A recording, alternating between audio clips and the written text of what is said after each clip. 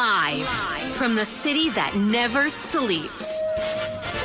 17 miles from Madison Square Garden, New York City. It's America at Night with Rich Valdez. America's favorite late-night talk program, featuring interesting guests from around the world and calls from across America. And now, here is your host, Rich Valdez.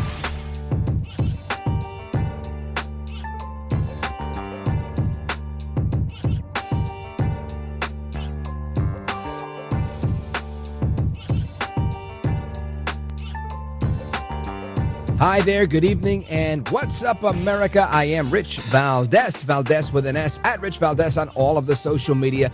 Welcome to the Tuesday night edition of our program. We're live, we're national.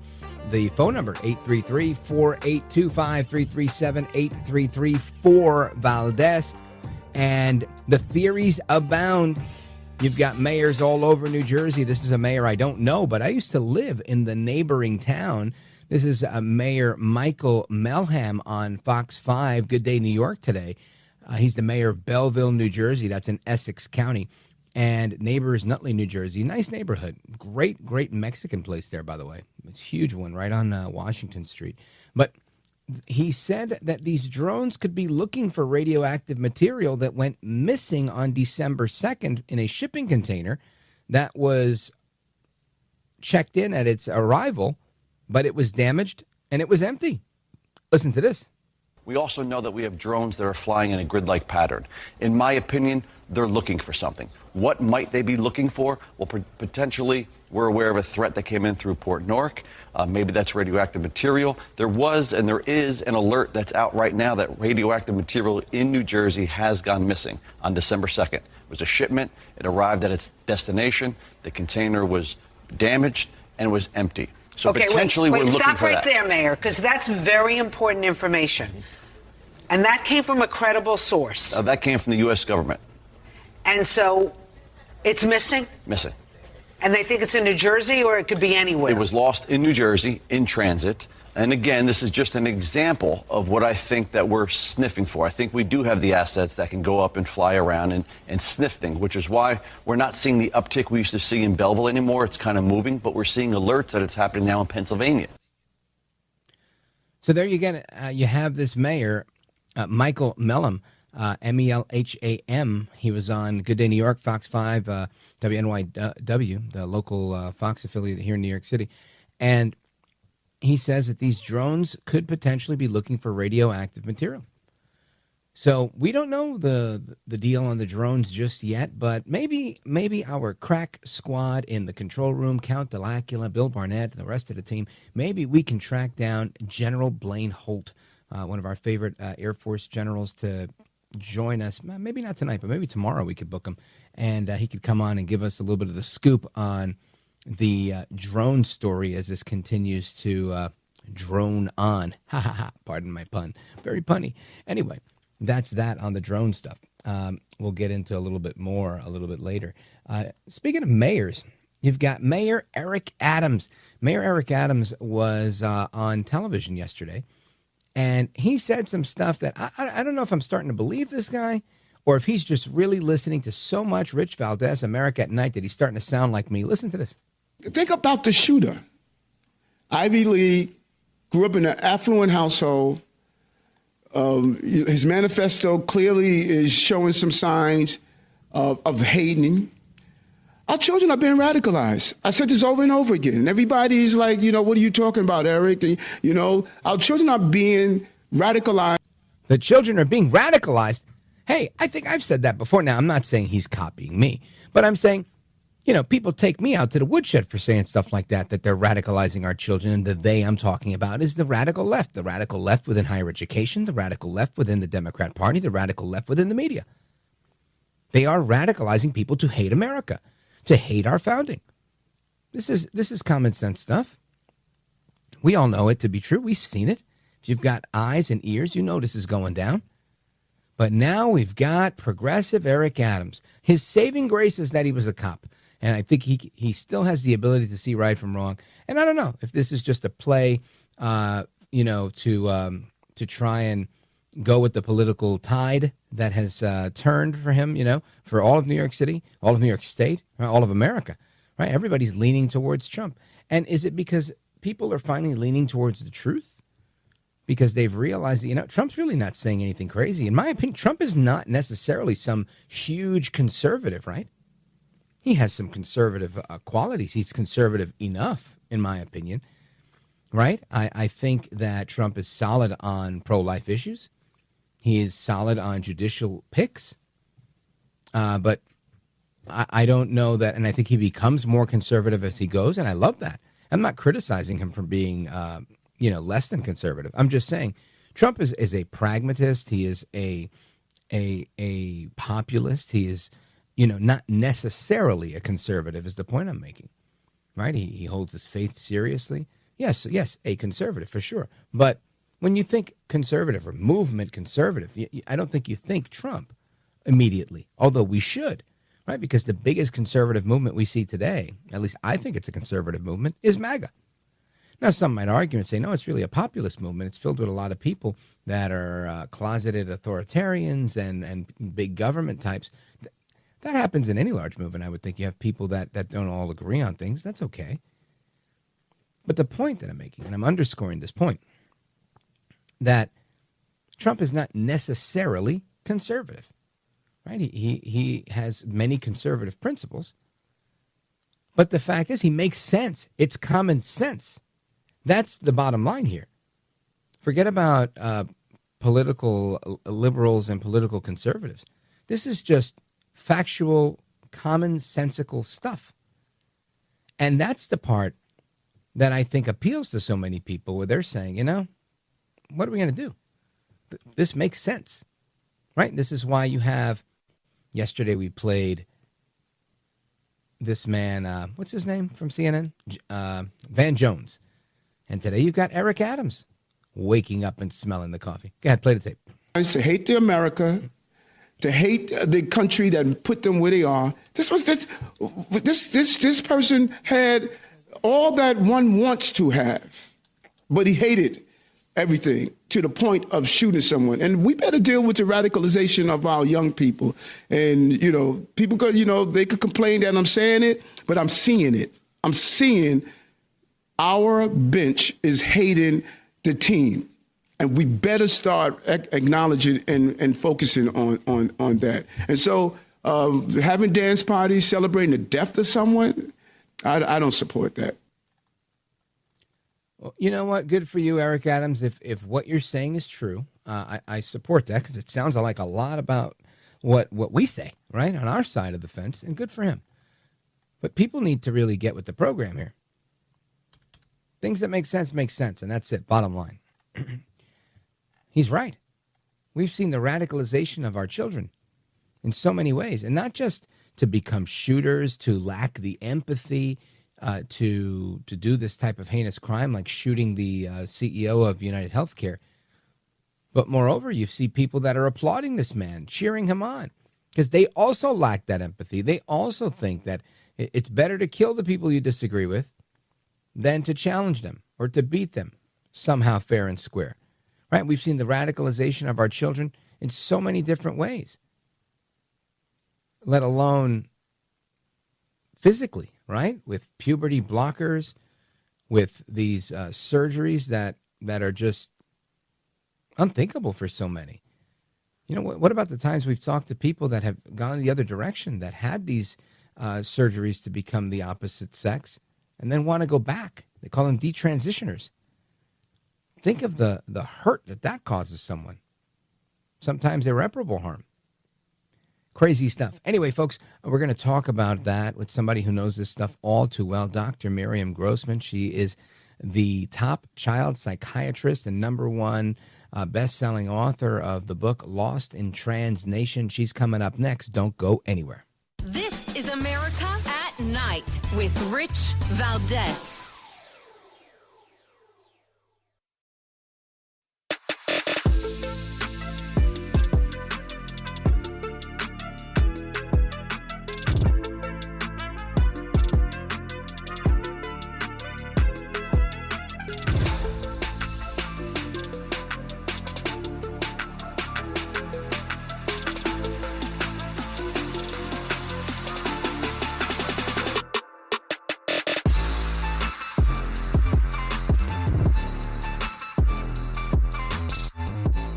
By the way, your ratings are up. Congratulations. I had somebody. It's always nice to check. I like to see, even if they're friends, I like to see how are they doing. Are people listening, right? That's but right. You're doing great. America at Night with Rich Valdez. Justices hearing oral arguments on the constitutionality of a Tennessee state law banning puberty blockers, hormone therapy, and surgery as treatment for transgender kids under 18. U.S. Solicitor General Elizabeth Proligar arguing this law violates the U.S. Constitution's 14th Amendment's Equal Protection Clause by discriminating against trans children and their parents' ability to make medical decisions on their behalf. It's pretty significant that Tennessee now is completely overriding parents' wishes when they are best positioned to know their individual child and to have a good sense of whether the risks of this treatment are outweighed by the benefits. Tennessee's Attorney General Jonathan Skrmetti defended the law before the court. We spoke with him after. After these arguments, do you have any indication as to which way the justices might be leaning? You never want to guess too much at what's going to happen. I think there are a few that are definitely not very sympathetic to our position, but it seemed like about half the court at least was paying attention and thinking seriously about the arguments we're making here. 24 states currently restrict puberty blockers, hormone therapy, and surgery for transgender minors. The ruling on this case will impact the constitutionality of those laws as well. It'll likely be months before the justices issue their final decision. Outside the Supreme Court, I'm Kayla Gaskins. And that, of course, an archived report from the recent Supreme Court case on this exact topic. And I guess it raises a lot of questions as to when does this madness end, and are we going to have some resolution on this? I don't know the answer as of yet, but Dr. Miriam Grossman, she's a leading child psychiatrist. She's the author of the #1 best-selling book, Lost in Trans Nation, and she's served as an expert witness in similar cases, and she's with us now. Dr. Grossman, welcome back. Hi, Rich. Thanks for having me. It's my pleasure. So let's talk about this, because I feel like, we mention it when it's in the news, it's a blip, but we go back to the drawing board, and I don't know that we're making significant progress. Maybe we are. What say you? Oh, we are making very significant progress, Rich. I want you to know that, and I'm saying Good. that based on so many developments over the past year. I could not have imagined a year ago where we could have been at this point. We have 24 states that have passed legislation essentially prohibiting the use of these experimental medical and surgical interventions on minors. That's a big deal.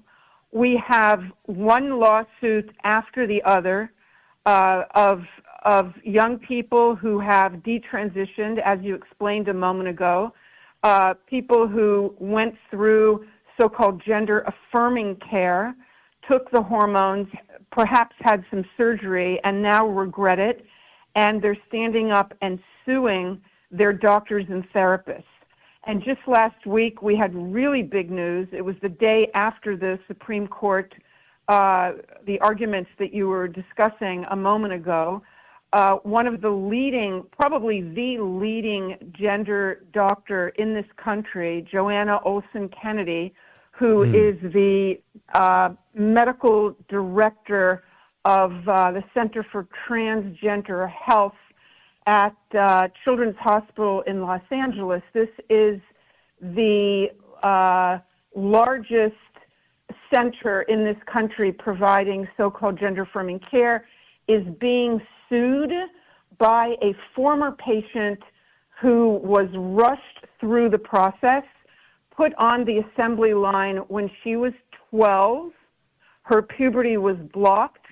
At 13, she was given testosterone, and at 14, her breasts were removed.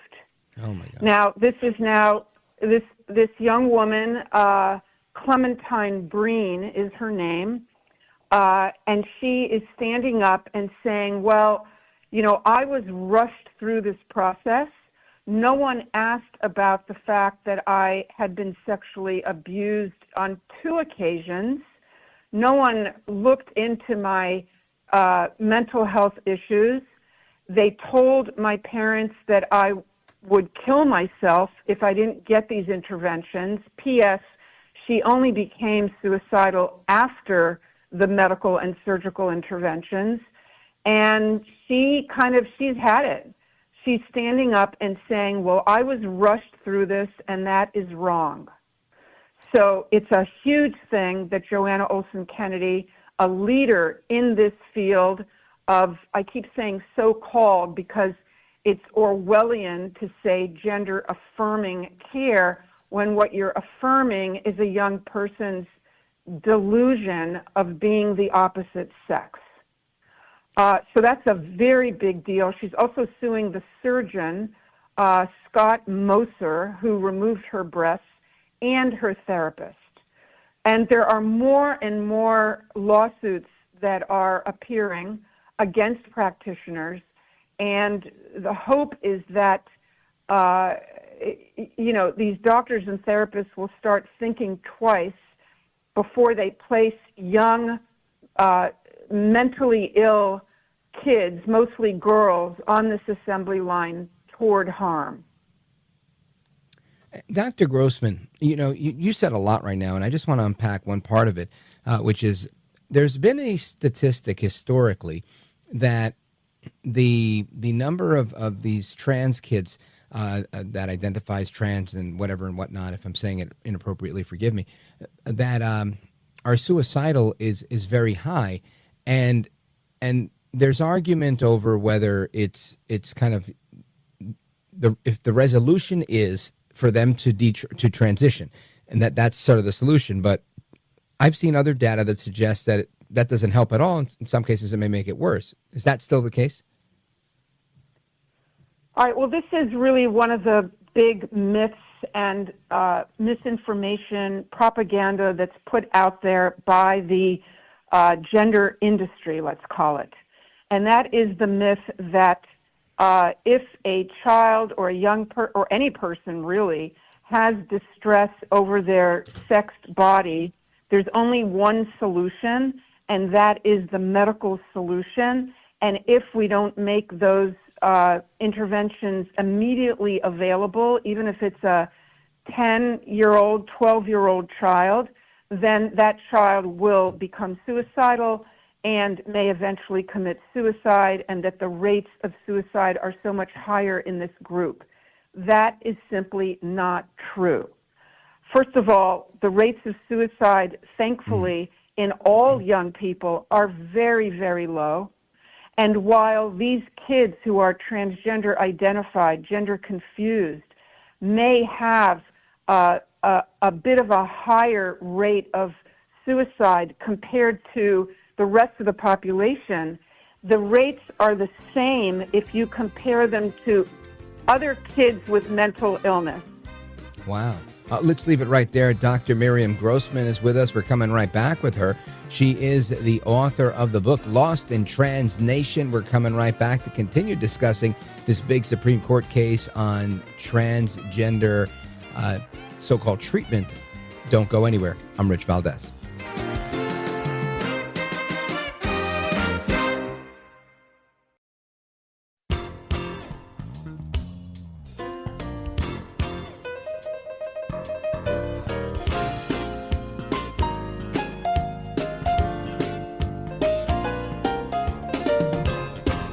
The best guests, the best opinions.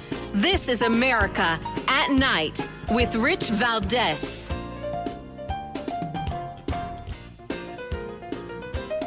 All right, amigos, welcome back. Rich Valdez keeping you company straight till 1 a.m. Eastern time. And our guest is Dr. Miriam Grossman. She's a leading child psychiatrist, the author of the #1 best-selling book, Lost in Trans Nation. That's Trans Nation. And you can check out her website at MiriamGrossmanMD.com, MiriamGrossmanMD.com. And Dr. Grossman, just a week or 10 days ago, there was this close to 2 weeks now, this case on the puberty blockers that went to the United States Supreme Court, and Clarence Thomas and Sonia Sotomayor and Ketanji Brown Jackson all took a swing at the different attorneys in these cases. And I have a clip of the Solicitor General from Tennessee, Matthew Rice, having a trading of barbs, if you will, with Justice Sonia Sotomayor over the intensity of these procedures. And believe it or not, she compares a radical sex change to taking aspirin. Listen to this. Cannot eliminate the risk of detransitioners. So it becomes a pure exercise of weighing benefits versus risk. And the question of how many minors have to have their bodies irreparably harmed for unproven benefits is one that is best left. I'm sorry, Counselor. Every medical treatment has a risk, even taking aspirin. There is always going to be a percentage of the population under any medical treatment that's going to suffer a harm. Yeah, everybody's going to suffer a harm. Sure, that makes sense. But aspirin and sex changes, I mean, Dr. Grossman, this goes back to what you were saying, this huge myth, this fallacy that somehow your kid is going to die if you don't allow them to have this surgery. Rich, I beg you, please don't put on Sotomayor or Jackson for me to listen to, because I'm just throwing things at the screen. I just can't. I mean, the ignorance, the profound ignorance of those two thinking that you can give testosterone to a boy and it's the same as giving it to a girl. They were talking about how a girl can go through, quote, typical male puberty. I mean, I was just dumbfounded at the ignorance of these people on our Supreme Court. Yeah, but this woman came into the court. She came into the court in her hearing when they asked her if she could define a woman, and she refused. I remember that. Now, listen, the whole thing was just drowning in legal minutia. And what was lost in the whole discussion is the fact that this is a psychiatric issue. We are treating kids who have mental illness, who believe that they are the opposite sex, into thinking that changing their body is going to cure their mental health issues, which it does not. Now, Dr. Grossman, that's a serious statement, because there's like a ton of doctors out there that disagree with you, but you happen to be a psychiatrist and you've been doing this for more than a little while. Why are you able to say that with such certitude when there's these other doctors out there that, you know, doing cartwheels saying, no, that's exactly how you fix it? Rich, a huge review of so-called gender medicine came out of the UK in the spring, this past spring. It's called the CASS report, CASS. Okay. This is the most comprehensive analysis of all the data of something like 118,000 kids that were studied over the course of 4 years. And one of the conclusions of the CASS review is that, number one, gender identity is fluid. It changes. You can have a 12-year-old insisting and having a tantrum that they're the opposite sex, and then the next week or the next year, they're realizing that the reality is quite different, and I'm not the opposite sex. Furthermore, her research showed that these interventions, puberty blockers, cross-sex hormones, etc., do not provide relief.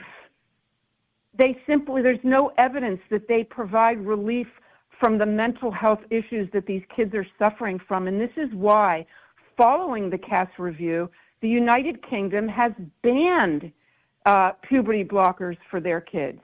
If you live so even the Europeans aren't doing it anymore. Well, some countries still are, but many countries are not because they're following the science. Now, you know, in this country, you can walk into a Planned Parenthood in many states and get testosterone in 30 minutes. And there's another lawsuit based on that fact. Planned Parenthood is being sued for that. Wow. But in many European countries, in Scandinavia, in the United Kingdom, you cannot get puberty blockers any longer. So, you know, there's tremendous misinformation, and that is why I wrote my book, and I'm begging all your listeners, whether you're a parent or not, to please be educated on this subject. There's massive ignorance and misinformation. You have to know what this is about, whether you have a child or not. And it's a book that's written for regular, you don't need a PhD, you don't need to be a professional. I explain how this all developed, how this insanity took over our institutions, our educational and medical institutions, our legal institutions, and how it's going to crumble and fall, which it actually is now. Folks, we're on with Dr. Miriam Grossman. She's a medical doctor, a psychiatrist, child psychiatrist, author of the best-selling book, Lost in Trans Nation. And make sure you check that out, get that on Amazon or wherever you get it. It's the book, again, Lost in Trans Nation, a child psychiatrist's guide out of the madness. I highly recommend you get a copy for yourself, a copy to give away. Christmas is coming, Hanukkah's coming. What better gift than understanding this pretty complex topic, although not that complex when you think about boys are boys and girls are girls. But, you know, perhaps I'm oversimplifying, Doc. No, I don't think you are. It's really common sense. You know, there's two sexes, and male or female are established at the moment of conception. You know, we're being told left and right. Kids are being told all the time, sex is assigned at birth. No, it is not. Sex is permanently established at conception the moment the sperm and the egg unite. And that's what parents need to tell their kids, even their little kids. I'm not saying they need to talk about sperm and egg, but they do need to tell their children at a young age, you know, you were a boy from the very first moment that you were created, and you will always be a boy. And there's many different ways of being a boy. And if you happen to have a child, a boy or a girl, that is interested in non-stereotypical things, you know, like, I don't know, a girl interested in sports and math and, you know, I hate all these stereotypes, but that is what gender ideology is based on. You have to let them know that that's fine, and that it doesn't mean if they don't fit in with everybody at school and they're not the stereotypical, you know, Barbie doll or Ken doll or whatever you want to call it, it doesn't mean that they must change their bodies. You want to leave the body alone. Rich, these treatments that kids are being given at the drop of a hat are sterilizing them. We're creating a generation of sterilized young people whose option to have biological children will no longer be open to them. Wow. Yeah, just think about that for a moment. Scary. Right. No, it's, and I always think about, from my perspective, I grew up in Brooklyn, New York, in a Jewish neighborhood, and they had very large families. And as I got older, I realized they had large families because they needed to. It was a protection type of thing. It was like, we're going to ensure the future of our people by having big families. And I think when you say something like what you're saying, I'm thinking, what's left for America if our kids don't reproduce and they don't know who they are? Well, you know, we don't have time to go into the whole financial part of this, but when you create a generation that cannot reproduce, they're going to get to a point when they're 30 or 35, and they're going to, you know, where they realize they would like to have children, as most people do, and they're going to turn to assisted reproductive technologies, which is a massive gold mine. So just think about that for a moment. You know, surrogacy, IVF, you know, all the other things that are coming up now in the pipeline in terms of assisted reproduction.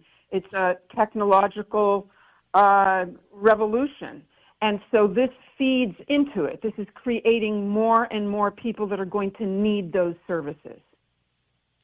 A lot to think about, Doc. Final word you want to give to everybody? Yeah, please, you know, get educated. You don't need to know all the answers for your kids, but you do need to know where to find the answers. So go to my website, miriamgrossmanmd.com. My book is up there. You can also listen to the book. There's an audio version, which I narrated, actually, and people really love it. Please learn as much as you can on this subject. because education and knowledge is the only way to push back against all the lies that are being put out there. Outstanding. Folks, again, we're on with Dr. Miriam Grossman. She's the author of the book Lost in Trans Nation, a child psychiatrist's guide out of the madness. I say get 2 copies of the book, one for yourself, one to give away for the holidays. Dr. Grossman can be found at miriamgrossmanmd.com or check her out at Miriam Grossman on Twitter, also known as X. Dr. Grossman, you are a gentlewoman, a scholar, and a patriot. I'm so grateful you were with us tonight. Oh, thank you, Rich. Thanks for the opportunity. You bet. Godspeed to you. And folks, we come back with your calls, your thoughts, and more on what's going on in America at night. This is America at Night with Rich Valdez. Call now, 833-4-VALDEZ. That's 833-482-5337. 833-4-VALDEZ. That's Valdez with an S.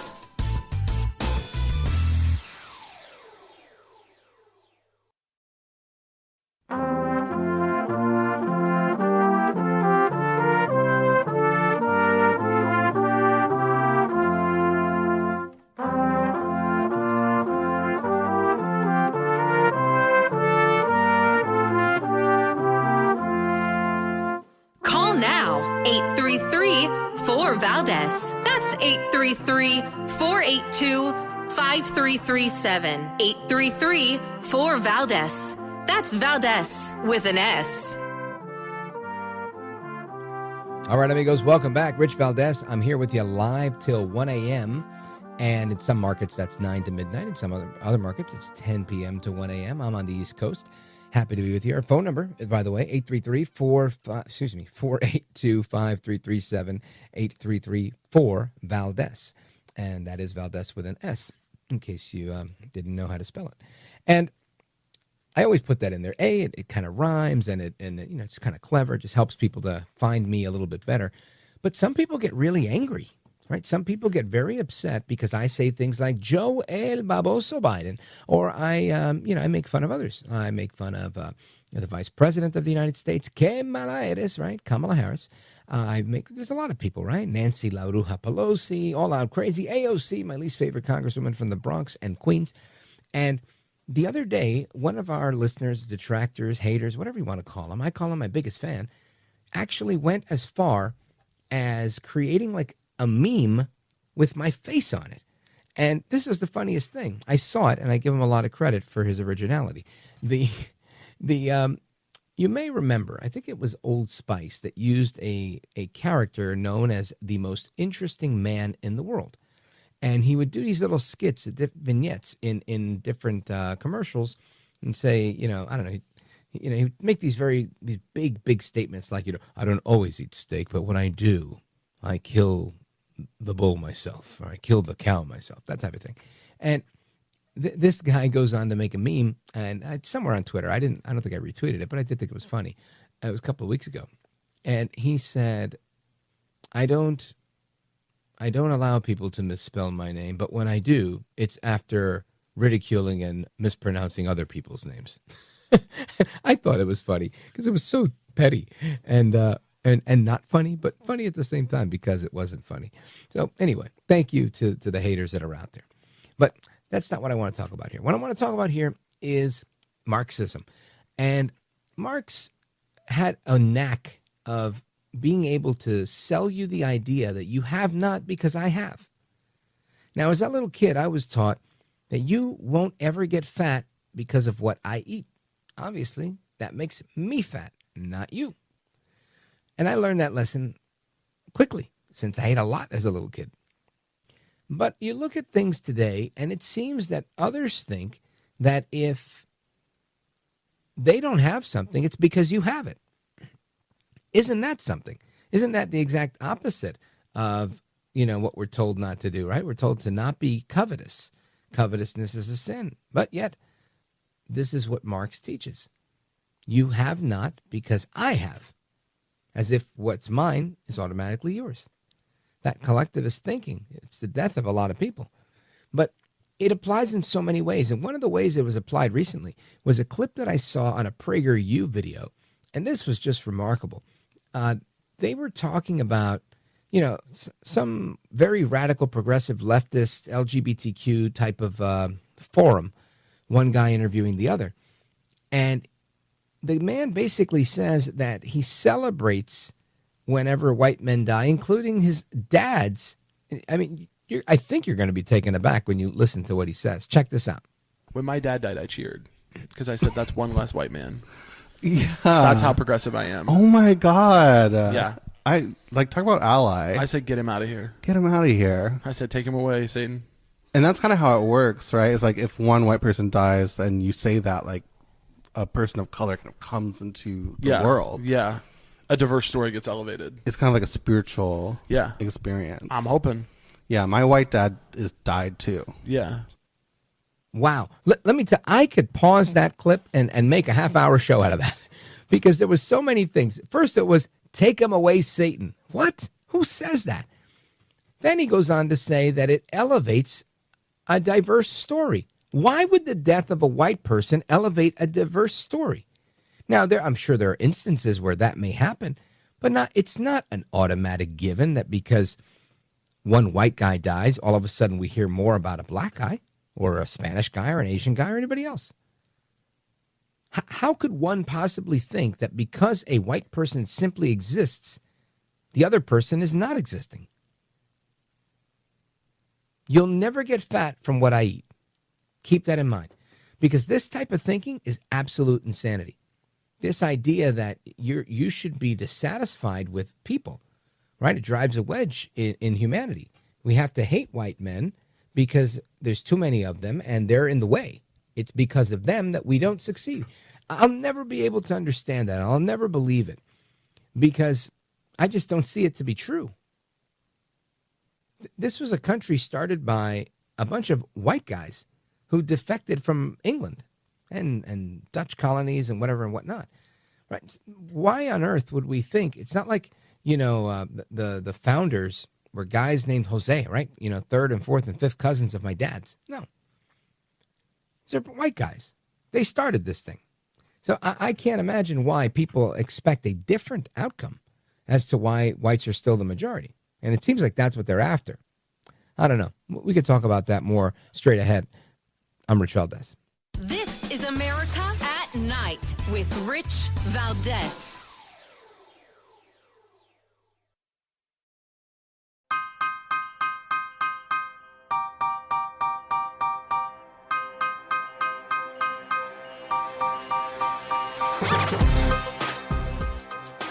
All right, amigos, going straight to the phones here. Open phones across America. John, Horseshoe Bend.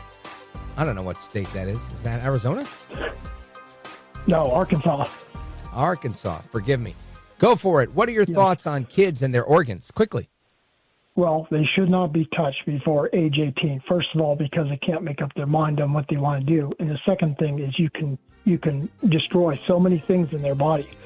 I was bisexual. I'm bisexual, and I knew it since I was age 3.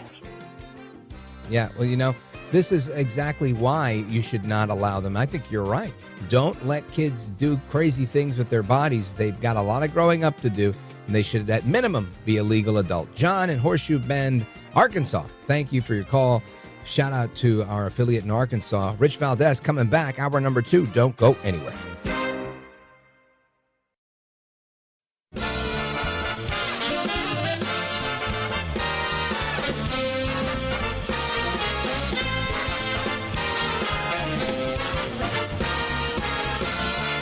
Live from the city that never sleeps. 17 miles from Madison Square Garden, New York City. It's America at Night with Rich Valdez. America's favorite late-night talk program featuring interesting guests from around the world and calls from across America. And now, here is your host, Rich Valdez.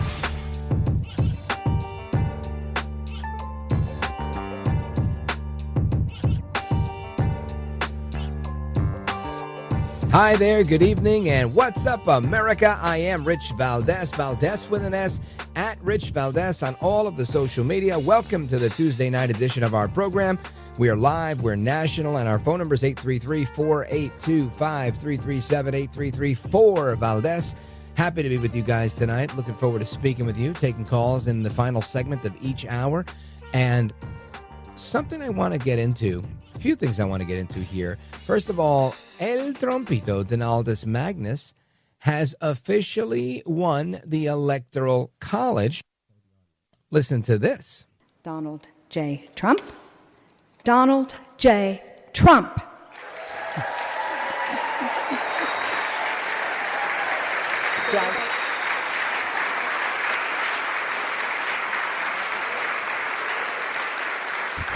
There are 40 votes for Donald J. Trump.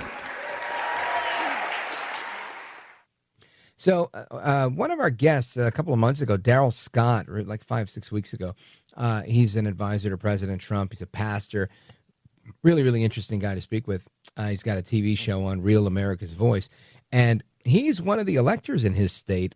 And he had posted a video on social media and shared it. And it was really cool. It was him actually casting his Electoral College vote for President Trump.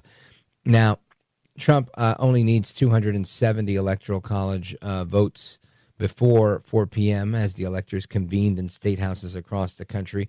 Of course, he did win with 312. So the final certification by Congress on January 6th, in which Vice President Kamala Harris will be presiding as the president pro tem of the Senate.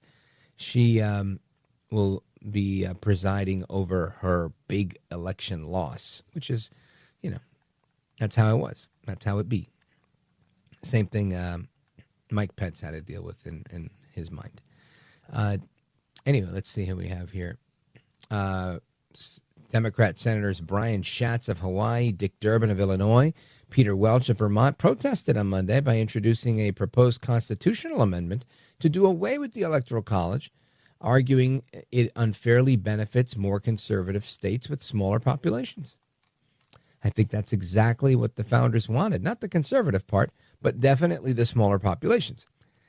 Clearly, you did not want to get outnumbered by the bigger states. And in order to give them a weighted system, they came up with this brilliant idea called the Electoral College. I mean, the brilliance of the founders should never go understated.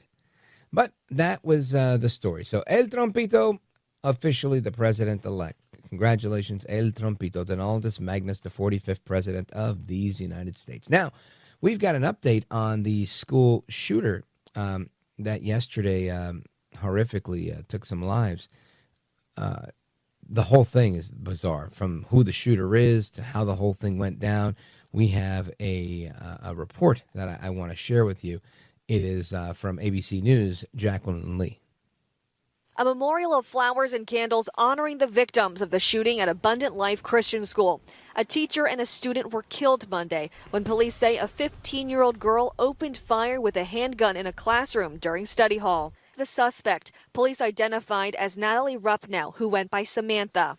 Police say she died of a self-inflicted gunshot wound. It appears that the motive was a combination of factors. Again, we cannot share that information at this time because we do not want to jeopardize the investigation. Investigators are looking into social media accounts believed to be the shooters, showing signs of a gravitation towards potential neo-Nazi violence and engagement in forums venerating mass shooters. There are always signs of a school shooting before it occurred. Some of you have reached out about Rupnow's social media activity prior to yesterday's shooting. We're looking into her online activity. And the Madison Police Chief tells ABC News that the alleged shooter's parents are cooperating with the investigation. Jacqueline Lee, ABC News, Madison, Wisconsin. Now, we don't know a lot about Natalie Rupnow, a.k.a. Samantha. I don't know if that's her birth name, her given name, how she identified. I don't know any of that. But apparently she had a disturbing fascination with other school shooters before she went on her deadly rampage. And there's some newly uncovered photos and online accounts that are purportedly associating this Wisconsin teen school shooter with very disturbing obsessions with shooters like the one from Columbine, Eric Harris. And there's even pictures showing her wearing a shirt of his favorite band, which I think is just kind of weird. But I get it. When you want to ruin somebody's mind, this is nothing's kind of off the I don't know what I'm saying here. Off limits is the word I was looking for. I'm just so shocked at this. This girl's 15 years old and she's killing people and herself. The whole thing is so uncharacteristic of a 15-year-old girl, but yet here we are. And I'm guessing she's a girl that was born a girl and identifies as a girl. We don't know anymore, right? You start learning about these school shootings and you say something, and then 2 days later, the story changes because that's how they manage these things. Harris was seen in photos also wearing one of that band's T-shirts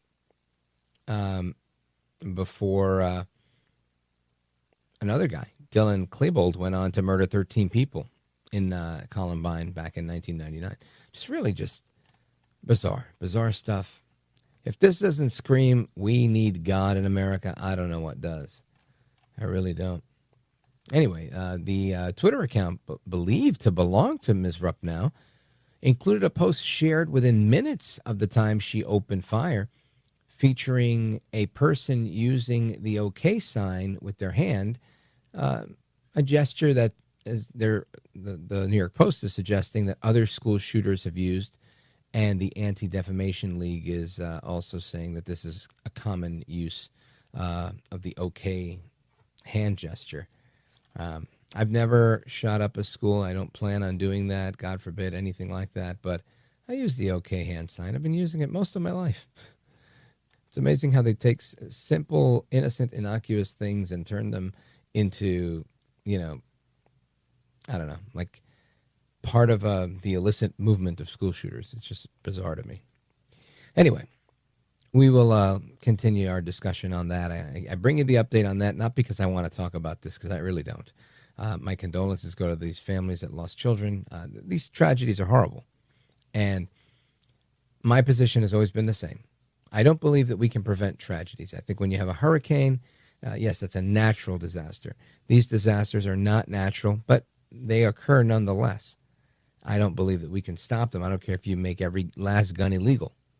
You know what else is illegal? Fentanyl. And guess what? People are dropping dead left and right like flies. So making things illegal doesn't necessarily stop them from happening, right? You know what else is illegal? Coming into this country without the appropriate visa or without going through the right port of entry if you're looking for asylum. Guess what? Tons of people here that way as well. So making things illegal doesn't necessarily stop them from happening. Anyway, something else I want to talk about, people trying to make things illegal. Speech, your speech, my speech, all sorts of speech. A little while ago, we talked about this this clip that I heard on online of the guy saying, his dad dropped dead, and he was very happy because if his dad was dead, then he, in effect, could elevate a diverse person's story if a white man died, right? This innate racism, anti-white racism. Well, turns out not only the media buys into this, but there's a lot of the government that eats this stuff up, and they operate from this perspective. And I want to get to the bottom of that with our next guest. So keep it locked right here, folks. We're going to have a discussion on free speech, the economy, the world, and so much more. Don't go anywhere. This is America at Night with Rich Valdez.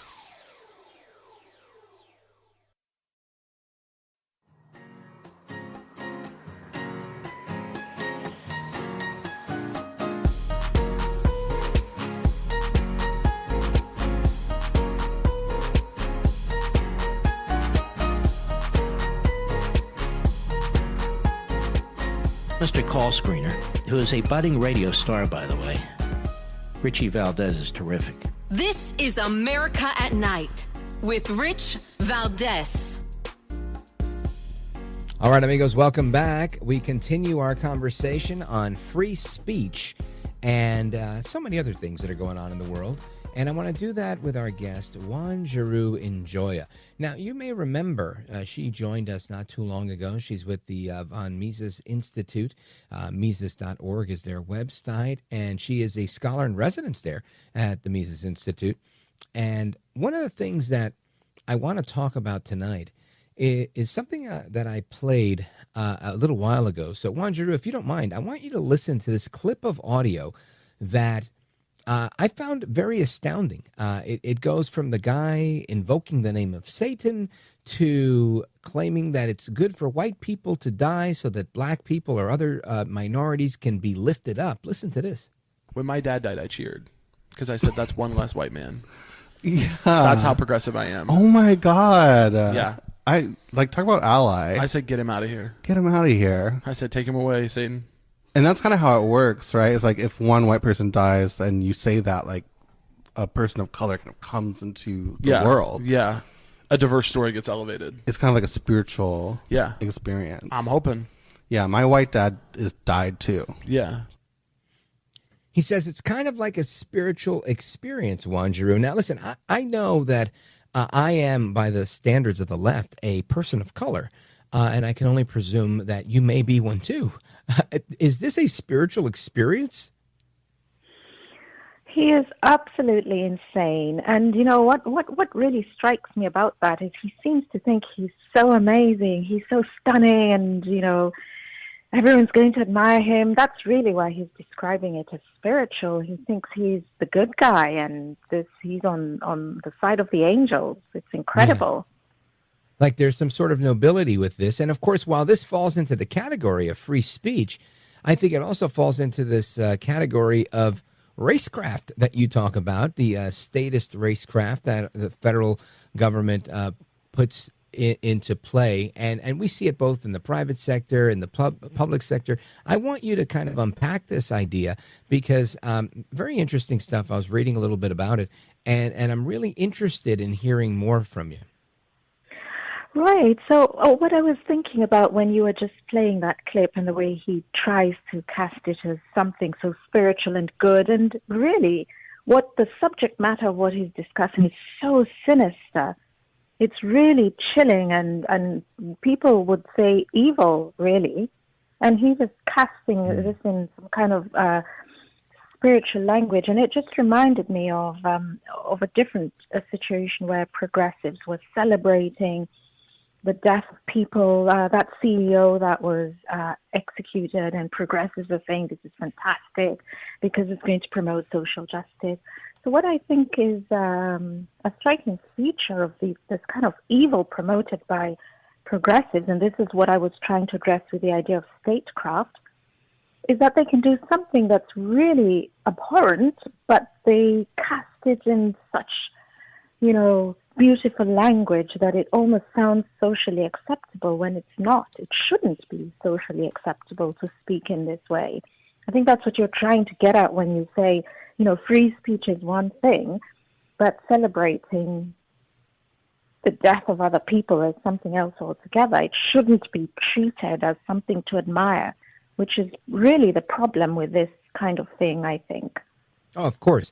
And ultimately, I look at it as, while of course it all falls in the category of free speech and racism at the same time, I think an interesting part of the way it's presented is from this Marxist perspective that you have not because I have, or your story is not elevated as a person of color, as a person of diversity, because of this white man that lives and sucks up all the oxygen in the room. And this obviously is not true, right? It doesn't matter how many white people live. That doesn't mean that if they're all dead, you're all of a sudden going to become famous and have, the floor will be yours. And it's this type of flawed thinking, these logical fallacies, that I think people fall for them hook, line, and sinker, and enter into this this conundrum that we have. Yeah, I mean, it's good that you linked that to Marxism, because the basic idea of Marxism is that the idea that the reason why we don't have something is because somebody else has it. So people are poor because other people are rich. And this lunatic that you were just playing, he thinks if somebody dies, then somebody else lives. It's absolutely incredible. But, the idea that I was trying to get at with racecraft was to say, we've got all these crazy people around. You can find all kinds of Marxists saying a lot of rubbish. But the key thing is that they shouldn't be given the ability to influence public policy and to influence what the government is doing, to influence people's rights and liabilities. That's what I was really trying to get at with racecraft. Whereas long ago, I think, if somebody came up with some really crazy, stupid idea, people would just kind of laugh at him and tell him not to be ridiculous. But now we're in a situation where this sort of thing is treated as if it's something we ought to be implementing and kind of giving special rights and special protection to people who propagate these Marxist ideas. This is really where I think the real danger comes from. I don't disagree. Folks, again, we're on with Wanjiru Njoya from the Mises Institute, Mises.org, Mises.org. And, you in your article, you point out that we'll never be at a time where all human beings are in full ideological agreement. And there's a comma there, and I'm glad there is, because I enter amen, hallelujah, praise God in that comma, because I don't think we should ever really be in full ideological agreement. I think we exist as a species for debate in many ways, for difference, for nuance, so that we can have discourse and dialogue. Because without that, I think, A, life would be boring, and B, we would just have groupthink. Absolutely, and that diversity of opinion is so important. It's of the essence of free speech that you just opened this discussion with. We want to promote free speech, and we want to defend people's right to express their opinion even when we think it's completely insane. I think what the difference is between that and what I was describing is when you get the state involved with, for example, this idea that we have certain protected groups, racially protected groups. If a white person said what that guy was saying, if a white person said, I'm happy when I see a black person dying, I celebrate and I rejoice, and that's good because then I'll get to... If a white person spoke in that way, I think we all know there'd be, the police would be knocking on their door. Of course. So this is the thing that I criticize, that we have different standards that apply to different races or different groups. That's what's wrong. Free speech should be for everyone, and it should be free. That's how it should work. Yeah. Yeah. Well, you mentioned something about the police knocking at your door, and across the pond in the UK, that's happening for people committing what they're calling thought crimes. I want to get your reaction to that and more when we return. Folks, we're coming right back with Wanjiru Njoya, scholar in residence at the Mises Institute. We're coming right back. I'm Rich Valdez.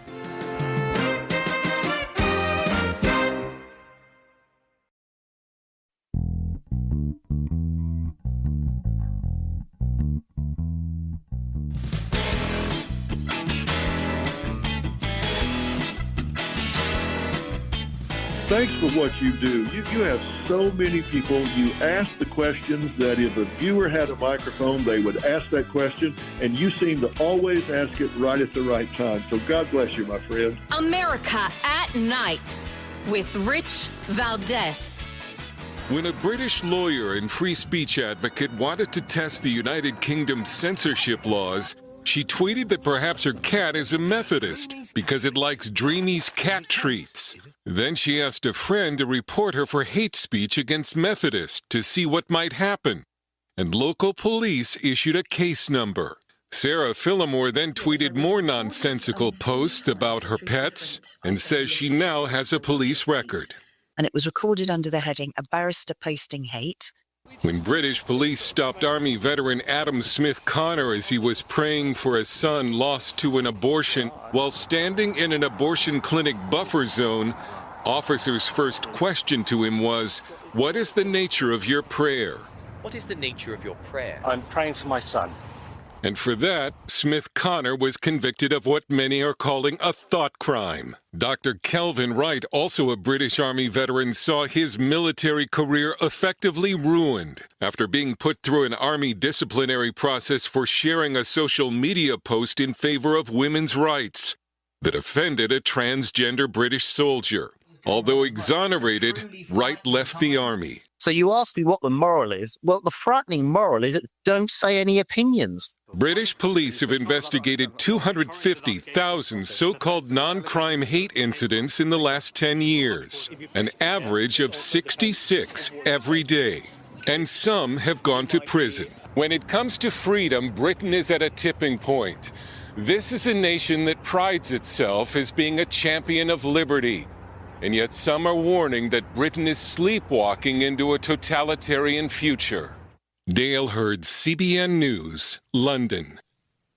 Now, when you hear this stuff is really alarming, right? It really makes you think that they're not only doing this with race, now they're doing it with thought crimes. They're doing it if you don't agree with transgenderism or anything else.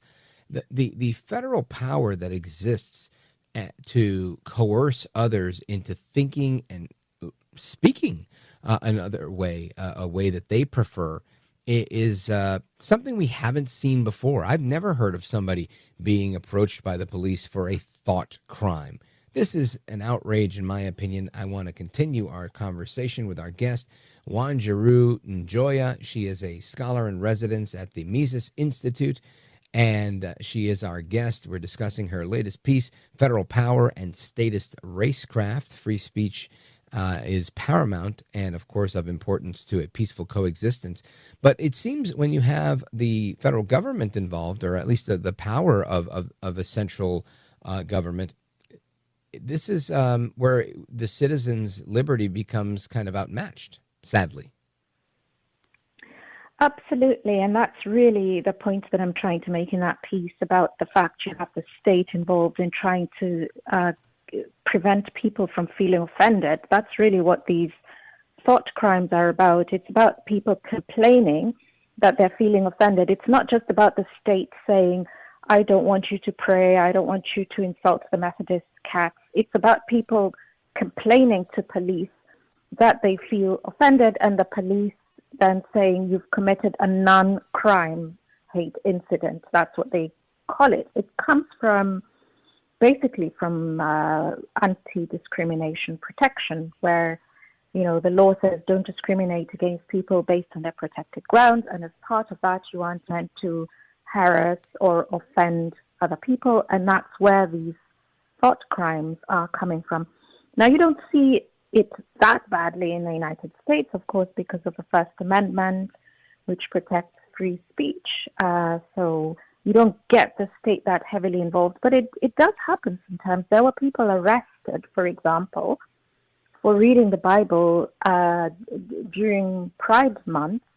You know, when they thought, okay, there's a Pride parade going by, so they'll stand on the street corner and read out parts of the Bible, and they got arrested for that. So the protection in the UK or in the United States or Canada? In the United States. In the United States. So I was just using that as an example of the fact that the First Amendment it goes a long way to protect people, but people have been arrested for things like that. There was also a woman who received the knock on her door from the police because she had a flag of Norway hanging from her, I don't know, her doorpost or her window or something, and the neighbor thought it was a Confederate flag because it's a kind of red background with a cross on it. So the neighbor thought, oh no, it's a Confederate flag, and called the police. But here's the thing, the police actually went to investigate.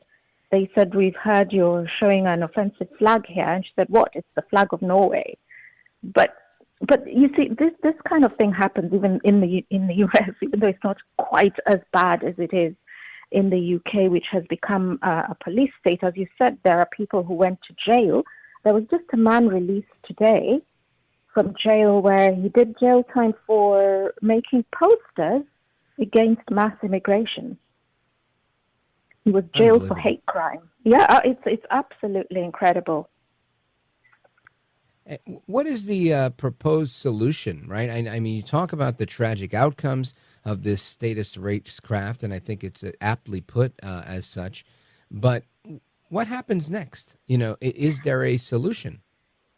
That's a very good question, because one of the points that I always try to make that people often don't see is that this all comes from an attempt by the law to protect people from feeling offended. That's where it comes from. It's not as if, like in the UK, people blame the police. They say, what's wrong with the police? Don't they have anything better to do? They're just sitting in the station and they've decided to go and arrest people for praying. It's as if the police just made this all up and decided to do it. And what they fail to appreciate is that this comes from equality, anti-discrimination protection. So it says people have a right to be protected from discrimination based on their race, their sex, their gender, their religion. I think those are the main ones. There's a few other things, but those are the main ones. So you have a right to be protected from discrimination on those grounds. And as part of anti-discrimination, you are protected from being harassed or from a hostile environment. That's where this all comes from, because people will then go to the police and say, I feel that I'm being subjected to a hostile environment by these posters or this person praying or, whatever it is. That's where the police power comes from, because police have a duty to investigate. In fact, there was a police commissioner saying the other day that this is the law and he has to enforce the law. It's his duty, as he was saying. So people can say to him, well, you shouldn't be doing this. You should be looking after, you should be going after real criminals, the thieves and the murderers. That's what you should be doing with your time. But he says, I can't pick and choose which laws I enforce and which ones I don't. So I think, to answer your question, the best solution to this overreach by police officers is to say nobody has a right not to be offended. Nobody has a right not to be offended. If people make jokes or fly flags or say prayers or read from the Bible and you're trying to do your pride parade, well, yes, you may feel offended, but you don't have a right in this society not to feel offended. It's the only way we can protect free speech. The minute we start saying you need to protect people from being offended, that's when you end up with these kinds of problems, which is really a form of tyranny. Extremely well put. Wanjiru Njoya, I enjoyed the conversation. Really, really interesting piece that you've written. Folks, check it out at Mises.org. The name of the piece, Federal Power and Statist Racecraft. And we've followed some of her other work on the economy, this one here on free speech and the power of the government, which really shouldn't exist. It should be the power of the people, in my opinion. Great work that you're doing there. Wanjiru, let everyone know if they want to follow your work. How do they keep up to speed with what you're doing? Thank you so much. So the best way to follow with what I'm writing is on the Mises website, mises.org/Njoya, Njoya, and that's where all my articles are, and people can keep up with what I'm publishing. And I'm also on X, formerly known as Twitter, which is just my name, at Wanjiru Njoya. You can find me there. I'm talking about all these issues that we've been discussing. Outstanding. Folks, check her out. Check out her piece. Check out her book. You could find all of it at Mises.org or just give her a follow online, Wanjiru Njoya. And I want to thank you for being with us. You are a gentlewoman, a scholar, and a patriot. Thank you. Thank you so much. You bet. Godspeed to you. Merry Christmas. And folks, we continue with your calls and more coming up straight ahead. The phone number for that, 833-482-5337, 833-4-VALDEZ. This is America at Night with Rich Valdez. Call now, 833-4-VALDEZ. That's 833-482-5337, 833-4-VALDEZ. That's Valdez with an S.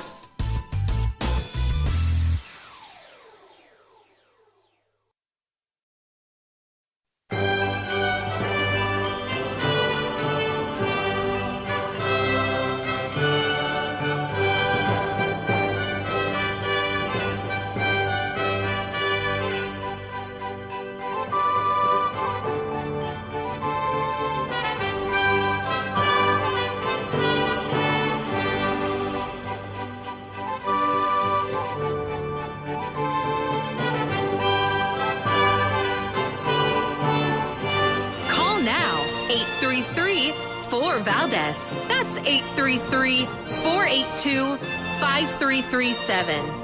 833-4Valdez. That's Valdez with an S.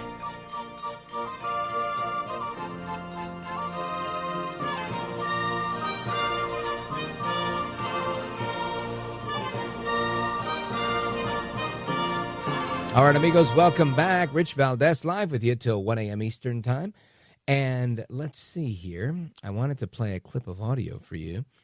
We have Kamala Harris striking back today, making comments, sharing her condolences on the folks that were killed in the by this 15-year-old school shooter. And then, of course, doing her best to make what I'm going to call a Kamalaism, which is one of those unburdened by what has been types of things, joined by one of her cackles. Listen to this, 14. So I will say this as we close out this year. I ask of you this, that those here and anyone watching, that you will not walk away,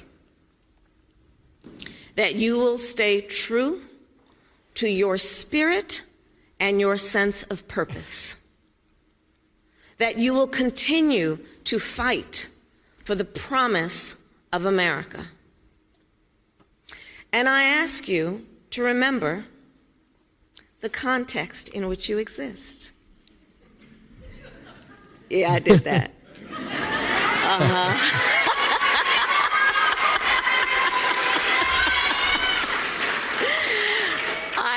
You to remember that this struggle is not new. Oh, boy. She fell from the coconut tree yet again. Yeah, she did that. You exist in the context. Oh, my goodness. Anyway, good old Kamala Harris doing what she does, right? You exist in the context of all in which you live and what came before you. And you will be unburdened by what has been, because you didn't just fall from a coconut tree. The profound platitudes of "Que mala eres." I tell you, I am so grateful that she's leaving office soon and will go run some university, or I don't know, do something, become a corporate lawyer, a board member, a paid board member, anything but be involved in American government. I think that's a good thing for America. And I, for one, am very excited about that. Because, come on, who wants to deal with another couple of years of que mala eres? Anyway, there was another thing I wanted to share with you.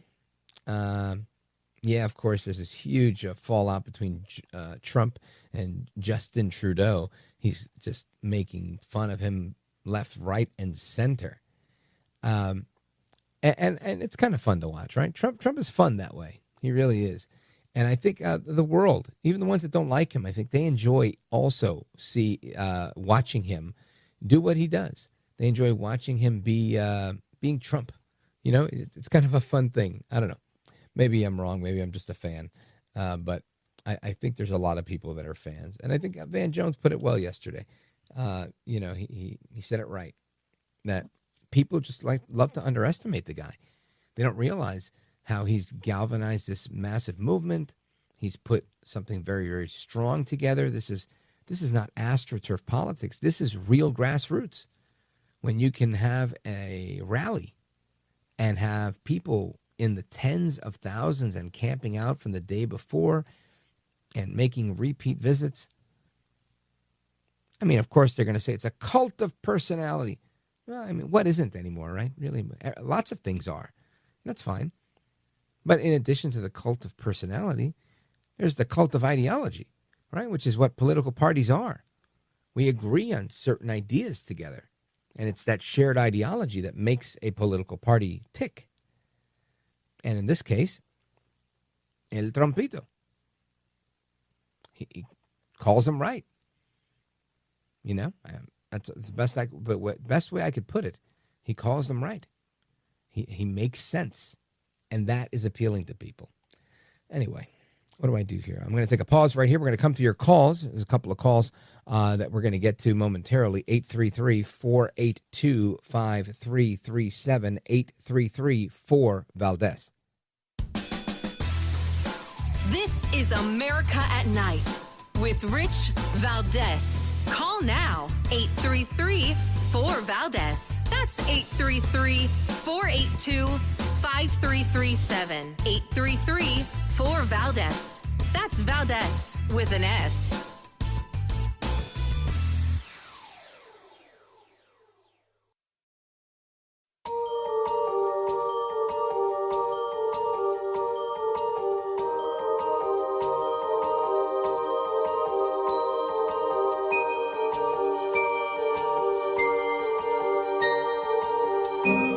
Call now, 833-4-VALDEZ. That's 833-482-5337, 833-4-VALDEZ.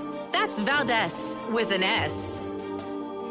All right, amigos, welcome back. And last segment of each hour, we do open phones across America. Yesterday, we had to end the show with, 5, 6, 7 people still on hold. So we had so many calls. And I'd hate to not get to calls in time. So just a moment of housekeeping for those that want to call. And I encourage you to call. I want to speak with you. Straight to the point. Because the more we exchange pleasantries and say hello and goodbye and Merry Christmas and happy this and happy that, there goes 40 seconds of the 60 or 70 you were going to have to begin with. And then the music kicks in and then it's over, right? So let's be judicious with our time, get straight to the point, give the call screener your name, your city, your call letters, try to know those up front. And this way we can get to everybody in the fastest fashion or manner we can. Thank you for that. 833-4-VALDEZ. Let's go to Miles calling us from Twin City, Minnesota, KWLM. Miles, go right ahead. What's up, man? I'm calling from Twin Cities, Minnesota. I'm from St. Paul. And my question that I have for you today is, how do you get your name out there? In the past couple of years, I've been venturing down a music path, like producing music, creating beats, writing songs. And I flipped on your radio show on the way home. And, you have a radio show, so I thought it would be a great chance to ask, how do you get your name out there? Yeah, I don't know. It's I wish I had an answer for that. I think everybody has their own path of doing things differently. Radio is in itself, it's mass communication, radio, television, so I pursued a career in radio and here I am by the grace of God. I do some stuff to promote the program. Yeah, but what you're talking about, I think, is an entirely different thing where you're creating a musical experience for people. And I just say, keep doing it. Keep doing it. I've seen some people do some very creative things with public performances and integrating that with social media. And it's had some amazing results. So Godspeed to you, man. I wish you the best of luck. And folks, open phones across America is coming up right now. 833-4-VALDEZ. Don't go anywhere.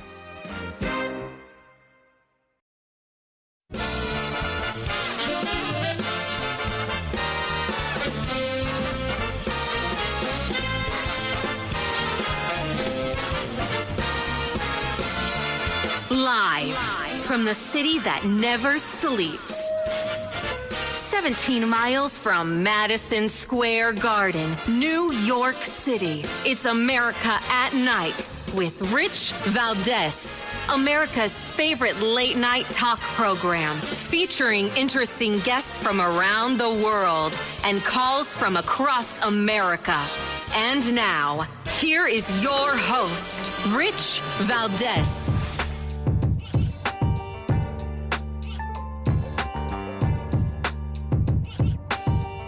Hi there, good evening, and what's up, America? I am Rich Valdez, Valdez with an S, at Rich Valdez on all of the social media. Welcome to our third hour of the program. For some of you, this may be the first hour of the program. Either way, happy that you're with us. We're live until 1 a.m. Eastern Time in many markets, midnight in others, and happy to be with you. Our telephone number, if you want to join us on our late night national town hall conversation, here's the number, 833 482-5337, 8334 Valdez. And I always like to encourage people, if they've never called the show before, because every now and again, lately, I've gotten a lot of them, of people calling in saying, I've never called talk radio before, but they've really wanted to call into talk radio. I encourage you to do it. I love speaking with the people that call the show, and that's always exciting for me. So I'm happy about that. Now, I, of course, love speaking with our regulars. We have many, many regulars on this program, and always grateful to speak with them. And, of course, those that disagree with me. If you disagree with me, give us a call. We'll move you straight to the front of the line. We'll get you on first, 833-482-5337. But before I get to the calls, I want to talk about a little bit of the news, right? Donald Trump, again, officially winning the Electoral College today as electors across the country voted for him today. We have a little bit of how that sounded in the elections. Listen to this. Donald J. Trump. Donald J. Trump.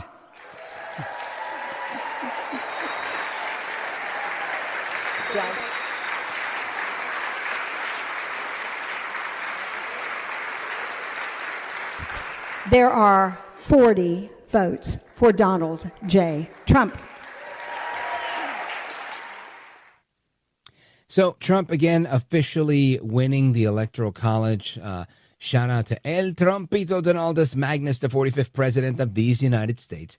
And this pretty much solidifies what, people are saying, on January 6th, a lot of stuff is a formality, right? It's not a thing. I mean, that's the date in the Constitution, so we have to wait for that date. But the work has been done. The work has been done, and whether Kamala says yes, no, or otherwise, and I don't think it's going to have much of a bearing on anything. But again, maybe I'm wrong, and if you want to disagree with me on that, you're welcome to. Happy to have that discussion. And there was something else I wanted to talk about. Oh, yes, Robert Reich. Oh, Robert Reich. Robert Reich, you probably remember him from years past, but he was on, let me see, where was this? This is on The Morning Joe today, right? I like to call him The Morning Joke, MSNBC. And he cites Justice Brandeis, a quote from him, saying that we can either have billionaires or we can have democracy, but we can't have both. Listen to this. I think the biggest problem with having so many billionaires at the top of government is that billionaires don't exactly know how normal people live.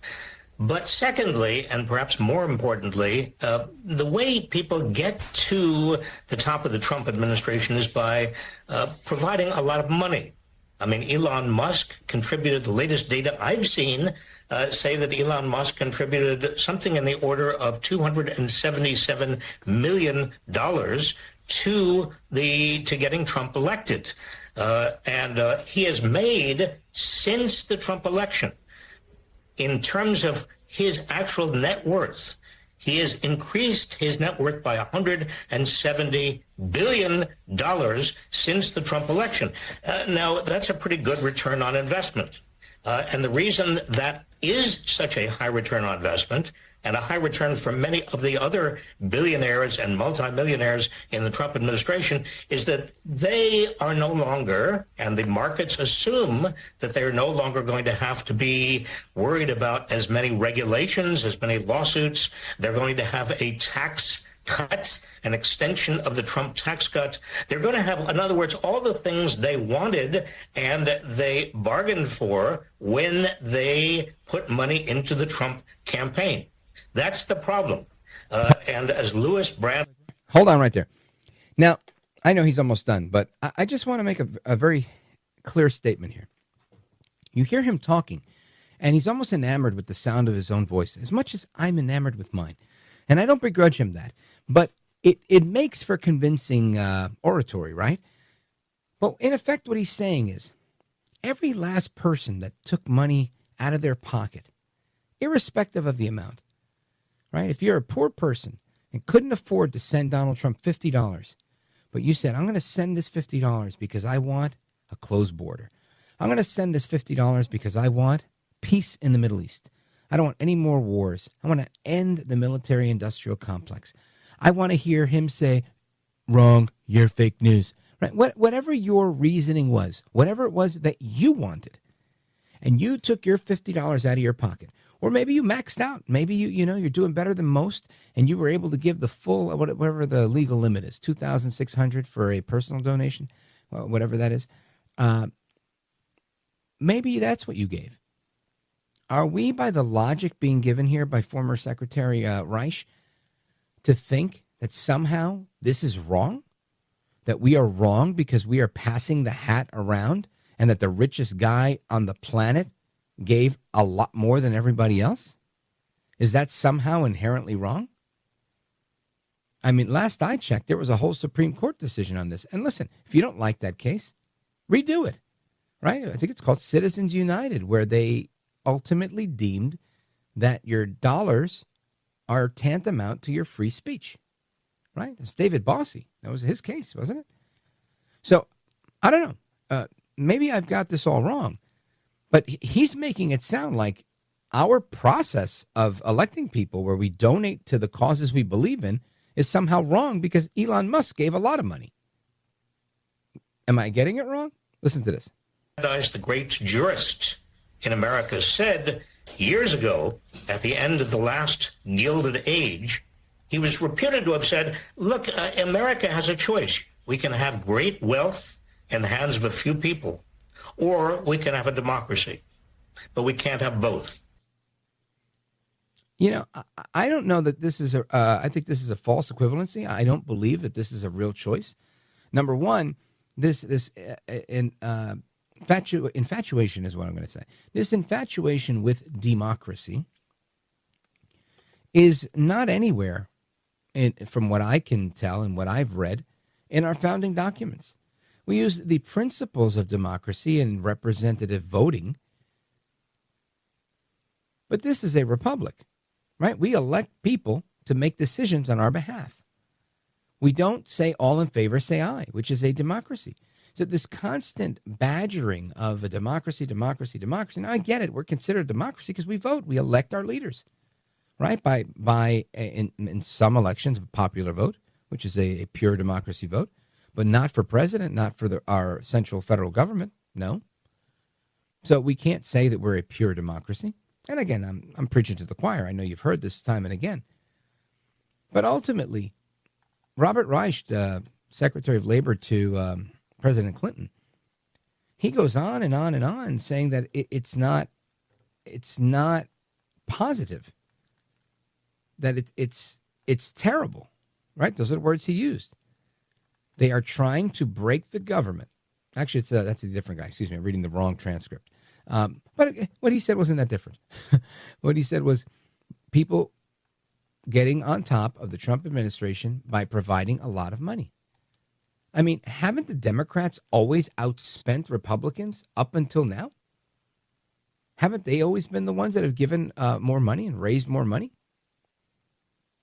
So I don't know. Please let me know what your thoughts. I'm baffled by this. I am baffled by the whole idea that somehow, if you give money to the candidate you believe in, if you like Kamala Harris and you believe in her stance on abortion, that somehow you're wrong. That if George Soros gives money to Kamala Harris, then all of a sudden George Soros is destroying our democracy. How come I haven't heard that before? Why didn't the Democrats talk about that? Where's the radical left calling for the end of George Soros's money? Why aren't they saying good old Zuckerberg, he shouldn't be giving money either? It's funny how they only talk about it when it's Elon Musk. And the fact that Musk made more money because he bet on the right guy? Guess what? A lot of people are doing that right now. Look at that little Japanese man that was there yesterday, Mr. Sun from SoftBank. Didn't he say he was going to invest, I don't know, $200 billion into the economy here in the United States with 100,000 new jobs? That's what I heard him say. I think we have audio of that. Let me know if we have that audio, Count Delacula. Listen to this. We were discussing, and President Trump said, Masa, double that is not enough. Maybe, go for more, right? That's what I'm going to ask him right now. Would you make it $200 billion and said he can actually, believe it or not, he can actually afford to do that. Would you do that? Well, my promise is 100, but, he's now asking to do more. I think, with your leadership, my partnership with you, with your support, I will try to make it happen. That's good. All right. 200. He'll make it happen. 200 billion investment. He is a great negotiator. Okay, so that's, again, Mr. Sun, along with President Trump. He's the CEO of SoftBank, and he made this investment.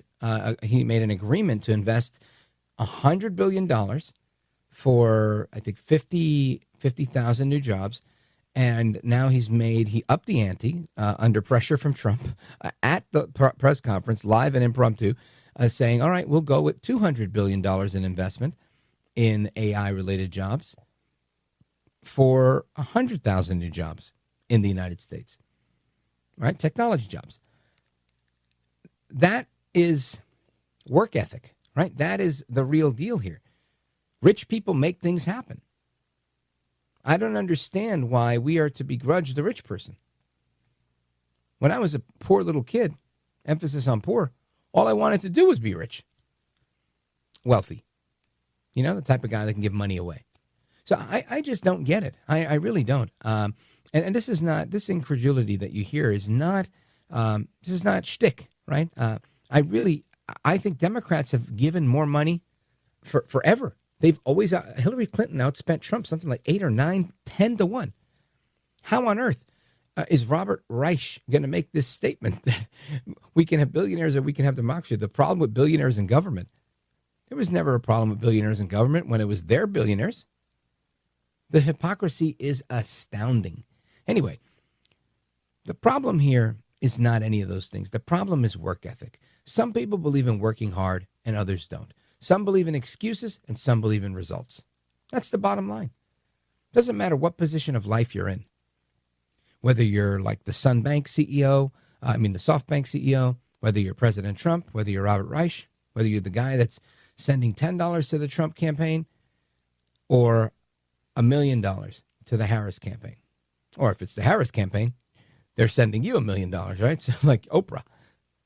But the bottom line is, some people go the extra mile and they're going to give it everything they've got, and others are going to make excuses for why they can't. And you either learn it or you don't. And ultimately, you either win or you don't. And we're seeing what's happening. Trump's winning. And it's not because he's Trump per se. It's because he's doing the right thing. He's doing the right thing. He's bringing the right people to the table that can make a difference for everybody. Right? Musk is making this money right now. But the whole point of bringing Musk in here was because he did a great job cleaning up Twitter with this new idea of DOGE, the Department of Government Efficiency, and that we can now clean up the government. And just imagine slashing the government to a point where we're not getting hit over the head with taxes anymore. And now we have more tax cuts. That's a great thing.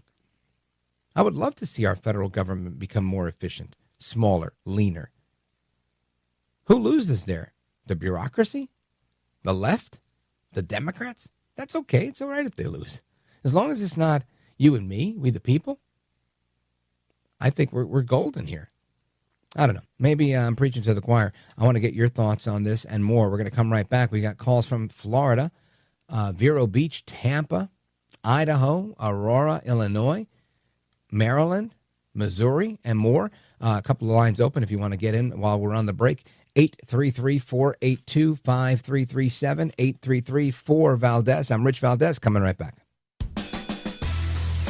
This is America at Night with Rich Valdez. Call now, 833-4-VALDEZ. That's 833-482-5337, 833-4-VALDEZ.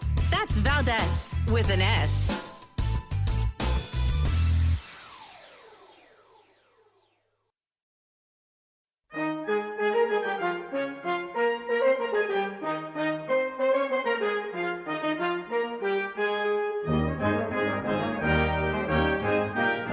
Rich Valdez, who again will do a fine job, and I know you'll enjoy listening to him. This is America at Night with Rich Valdez. All right, America, welcome back. Rich Valdez live with you. I don't know, what is that, another half hour to go? Man, we got to get through these calls. Let's get to them quick. Let's see. Where do we go? Let's see who was first in line here. I want to go to Joe, Salem, Arkansas, KSAR. Go for it.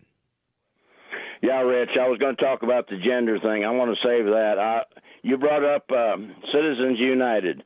Now, me and my brother, we argued when that first was passed, and John Roberts, he is highly mistaken when he says money talks.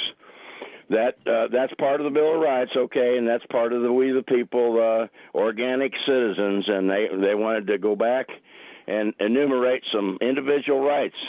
And you don't have a fictional corporate entity cannot speak biologically. And that's not. And now the Democrats, they want to get rid of it now. But I never did like that. Now that Musk is, they lost Musk, and they're probably going to lose some other big rich people, and they're going to go off the deep end saying, you know what, we don't want money in politics after all. Meanwhile, they created this whole thing. So yeah, listen, I'm with you, brother. I was fine before, and I'll be fine after. Right? Same difference to me. Ultimately, the system has always worked. The grassroots are real. You plant the seeds, you let them grow. AstroTurf doesn't work. That's it. It's simple as that. And Trump has created real grassroots politics. That's it. There are people that really like what he has to say. There are people that really support what he is and what he does, and the movement. And it's simple. It's a really simple formula. Joe, thanks for the call, brother. KSAR. With a minute to go, I want to go to Catherine, Rolla, Missouri, KTTR. Go for it. Hey, Elon Musk again. He's moving his company to a county in Texas, and he's petitioned to incorporate it and make a city out of it. Oh. Well, that's one step removed as a historian, my way of thinking. The next thing you know, we'll have the company store. You'll be paying all your rents to the company. No. Well, I mean, it wouldn't be the first time that's happened, right? Think about these towns that built cars back in the early 19th century and whatnot. So, I mean, I don't know the details of it, but I think these things help the economy in many ways. Nobody's forcing me to work for Elon Musk. That's for sure. People want to be there. They're going to be there. Rich Valdez coming back. Thanks, Catherine.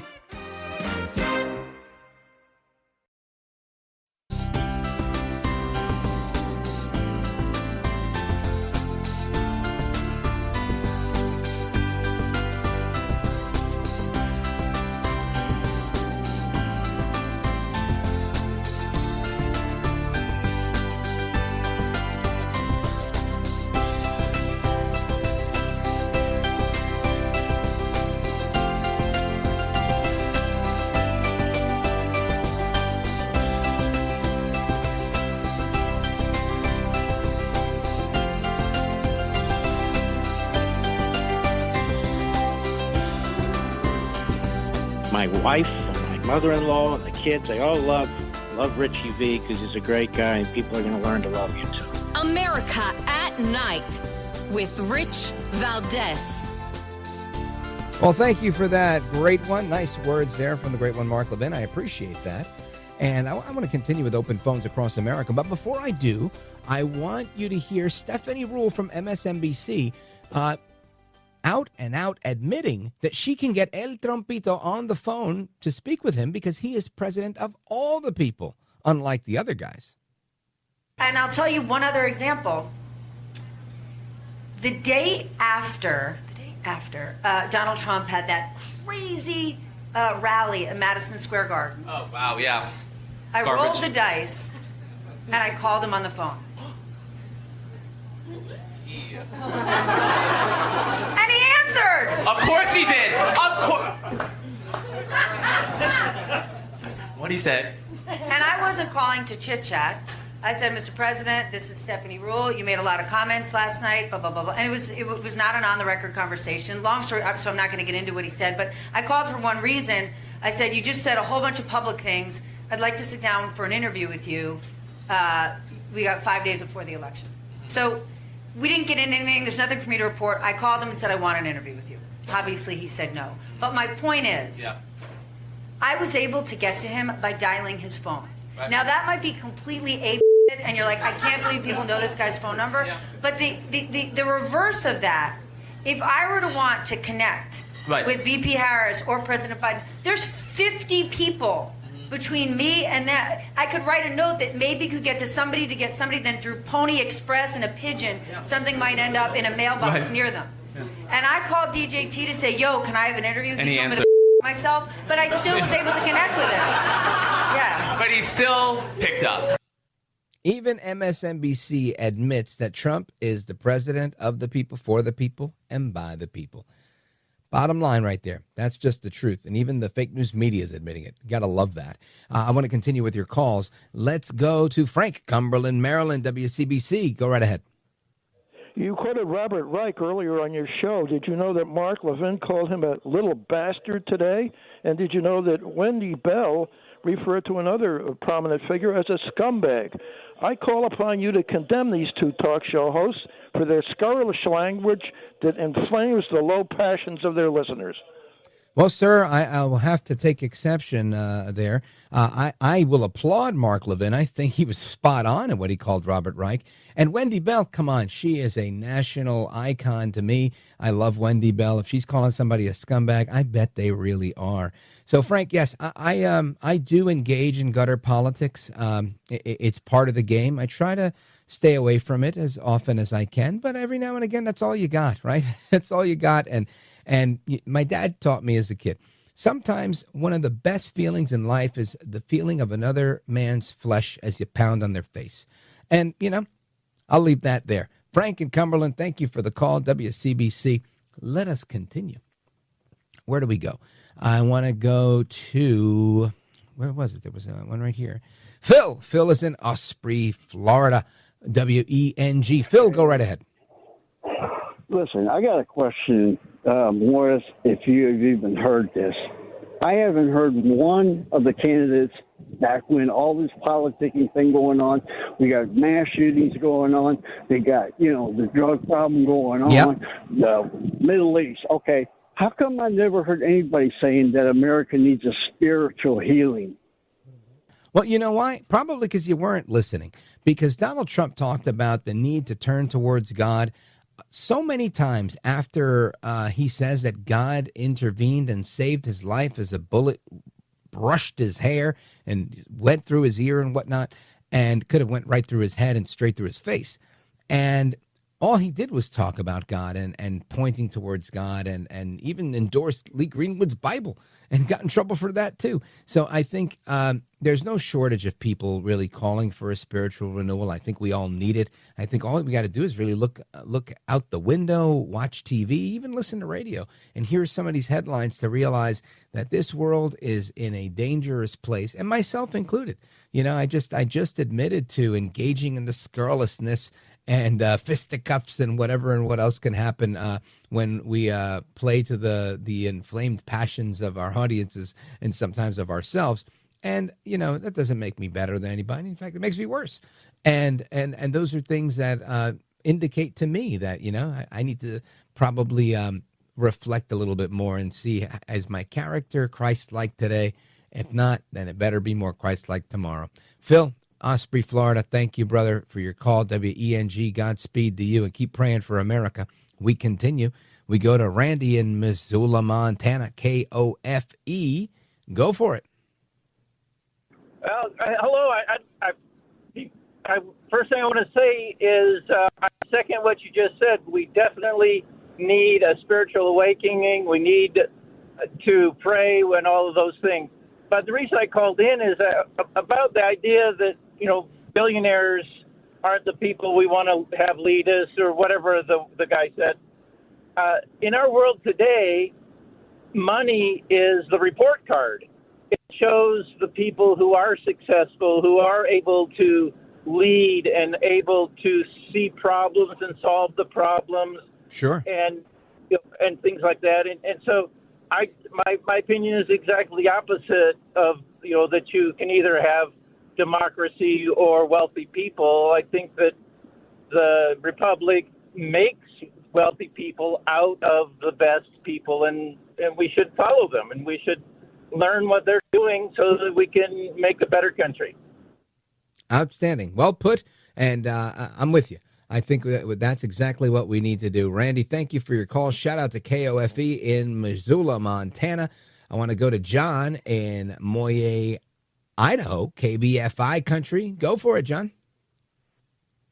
Yes, all this money that is being thrown into AI and virtual responders, I think should be used to retain and upgrade our landline system and personal contacts when we try to do business. One example is I used to be able to call Amtrak and in 5 minutes get a ticket. Now, you know, I remember making calls like that, too. Here's the thing, though. This has been gone for a very long time. I've been calling, before AI has made this big revolution, we've been calling and getting people from all parts of the world, right? They haven't been in America in forever. And this is part of the issue. But that is the human that we're getting. Why? Because they can't keep up with the cost of living of hiring Americans to do this job. It's not that the Americans don't want to do the job. These companies can't make enough money to employ them. This is a big issue for, I think, whoever is going to be president, which in this case is Donald Trump. And he realizes if we don't strengthen the dollar and give the dollar back some of that buying power and deflate this economy, right? Everybody can't have $1 million house. If everybody's house is worth $1 million, there's going to be a lot less people with houses. If it's 7-8% to buy a house, less people are going to buy houses. In the first Trump administration, we saw it. Houses were not all $1 million. They were worth less, not worthless, but worth less. They were valued at a lower price point, and it was easier to get a mortgage. And guess what? Lots of people were buying them. We have to get to that, because if we don't get to that, you never get people hiring Americans to answer the phone when you call Amtrak. It's just never going to happen. AI works too easy for them. They just don't care. And nobody seems to go backwards, John. But I appreciate what you're saying, and I think you're right. I'd love to do it. Truth be told, I bank with a very small bank that's closed after 5 p.m. and after, whatever, 2 or 3 on the weekends. And I have an app, but I can't call an 800 number if I have a problem with my debit card after 6 o'clock at night. There's nobody can answer. It just says, call us back Monday morning. That's an inconvenience, but I always get real people that are in the tri-state area. And I love that. And my dad banked with them for 30 years. So you know what? I stick with them. And you got to pick what you like. Some people like roll up windows in their cars. Might be an inconvenience to some, but guess what? They work for 25 or 30 years before you got to put them back on track. So I get it. Sometimes the classic stuff always works best. John, thank you for your call. We continue. Let's go across the country. Ventura, California, KVTA. Check in with Archie. Archie, what's going on with these drones? Oh, I think this is just part of the left's penchant for emergencies. They say never let a good emergency go to waste. I think that's in the rules for radicals or something, and they've done that for generations now. And I don't know if it's a real emergency or not, but it's taken up.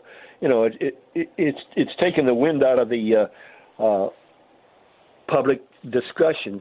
There's so much about the drones. They're not talking about how much he's ripping us off, how much Biden is ripping us off for the ripping us off is right. And Archie, what's interesting here is the reason that the Democrats have such a penchant for crises is because it gives them a chance to be the savior. It gives them a chance to be a hero, to say, oh, you need big government to the rescue?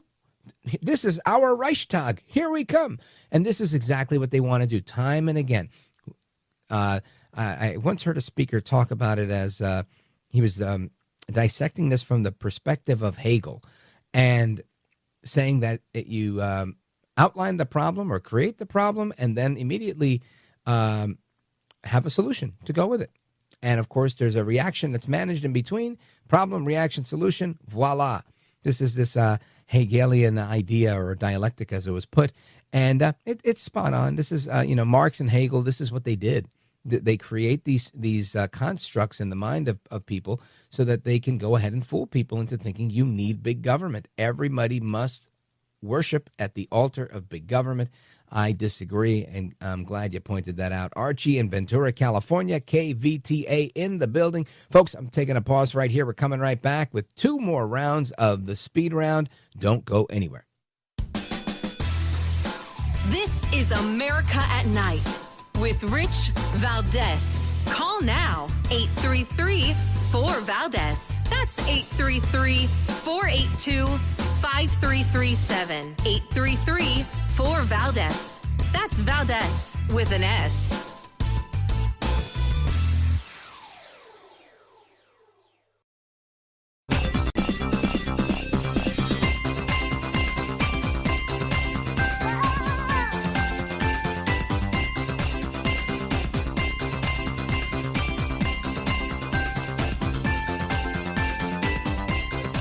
Voted best head of hair in live late night radio 6 years in a row. It's Rich Valdez. All right, amigos, we continue with the speed round. Let's get straight to the point you want to make so we have time to get to everything you want to say and everybody else that's on the line. Let me see. Where do I want to go? I want to go to Jason, Aurora, Illinois. WLS in the building. Go for it, Jason. Good morning, Rich. Hey. I'm wondering why, or I'm wondering, I should say, if these tariffs that we're going to put against China is going to affect medication, because according to the United States government, 80% of our medications come from China. I'm not following. Restate that. Well, we're putting tariffs on China for all products imported to the United States. That include medications, because medications aren't being made here in the United States. Yeah, I'm not sure. I would imagine that we're trying to get rid of everything, and since COVID, if we haven't made a drastic move to go back to Puerto Rico, where Pfizer was in Puerto Rico for many years, making most of the stuff there, and then made their move to China because it was cheaper. If we haven't gone back to making things stateside, shame on us. Because the reality is we already know what it's like to have the China virus, as Trump put it so aptly, and we already know what it was like to not have access to medicine. We know what it's like to have a big government running amok, not allowing us to use ivermectin or any other therapeutic treatment that was available. So, yeah, it makes all the sense in the world that we should do that. And this is the good with the bad, right? Sometimes the baby does get thrown out with the bathwater, and that's a shame, but that's a reality. And we're going to see a lot of that. I'm glad you brought it up, because we're really going to see a lot more of it as we move forward. People are going to be, I think, inflation's killing us. You're right. And as this economy begins to deflate and Trump starts deflationary tactics, guess what happens when things deflate? That $1 million house is worth $620, and people aren't going to like that. But that is going to open the door for more people to own $620,000 homes and even cheaper, right? These $400,000 one-bedroom condos in Brickell, Miami, Florida, guess what? They're going to knock down too. They've got to. Otherwise, the market will continue to be, maybe not in Brickell, maybe not in Miami Beach, but by and large, most of the country. It has to normalize. There has to be a market correction. If not, then everybody's got to make a lot more money, and then we don't deflate. We continue to keep the inflated dollar, and we just need more inflated dollars. So that means everybody's got to make $150K a year, which will be the new, the new 80, right, or the new 75. I mean, I don't see that being a future that's sustainable. And I don't think Trump does either, or the guys that he's bringing in. I think you need both, right? It has to be a burning the candle at both ends approach, where we deflate and the dollar gets back buying power so that we can actually get to a place that's real. And hopefully that happens on every front, including on the production of medication, etc. Thank you for your call, Jason. Aurora, Illinois, WLS in the building. Let's go to Eduardo. He's in Tampa, Florida. WCOA. Go for it. Yeah, Rich. We need to get rid of Mr. Barnes over there in Madison, Chief Barnes, saying that we don't need metal detectors. These young people, doesn't matter if it's male or female, have been brainwashed by the social media, which needs to be banned. We need to ban phones in the school. Just have a cordless phone so they can call mom and dad if there's an emergency. This is ridiculous. This should be something that we need to really put our foot down because it's just going to get worse. All right. Thank you for that. And on that note, I'm going to take a pause right here. We're going to come right back with the rest of your calls and more. 833-482-5337, 833-4-VALDEZ. This is America at Night with Rich Valdez.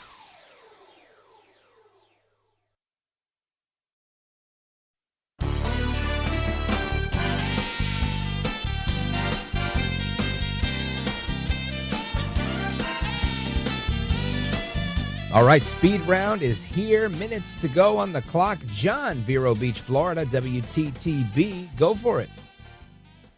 Yes, Rich. The interview between that you played between Mr. Sun and President-elect Trump was music to my ears. It's a very antithesis of capitalism and how it works. And the Marxist Democrats have been trying to demonize the wealthy. And that is exactly Marxism. Yeah, I think you're right. It's exactly the exact opposite, right? They want to rely on the government, and these guys are saying, let's bring in the investment from abroad. Let's do it. Let's do it. Japan wants to make money here. Let's do it. It's not like they're China, right? They're not our sworn enemy anymore.